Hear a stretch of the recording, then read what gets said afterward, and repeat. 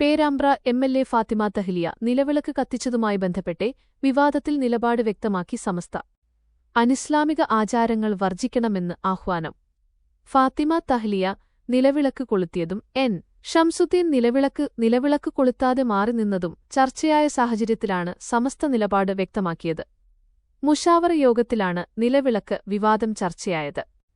നിലവിളക്ക് കത്തിക്കൽ ഒരു മത ആചാരവുമായി ബന്ധപ്പെട്ടതാണ്. മതവിശ്വാസികൾ ഇതര മത ആചാരങ്ങളിൽ നിന്നും വിട്ടുനിൽക്കണം. മതവുമായി ബന്ധിക്കാതെ നിലവിളക്ക് കത്തിക്കുന്നതിൽ തെറ്റില്ലെന്നും മുഷാവറ വ്യക്തമാക്കി. ഫാത്തിമ തഹ്ലിയയുടെ പേരെടുത്തു പറയാതെയാണ് സമസ്തയുടെ പ്രതികരണമെങ്കിലും സമീപ ദിവസങ്ങളിലുണ്ടായ വിവാദങ്ങളുടെ പശ്ചാത്തലത്തിലാണെന്നാണ് വിശദീകരണം. സമസ്ത മുഖപത്രമായ സുപ്രഭാതത്തിലാണ് നിലപാട് വ്യക്തമാക്കിയത്.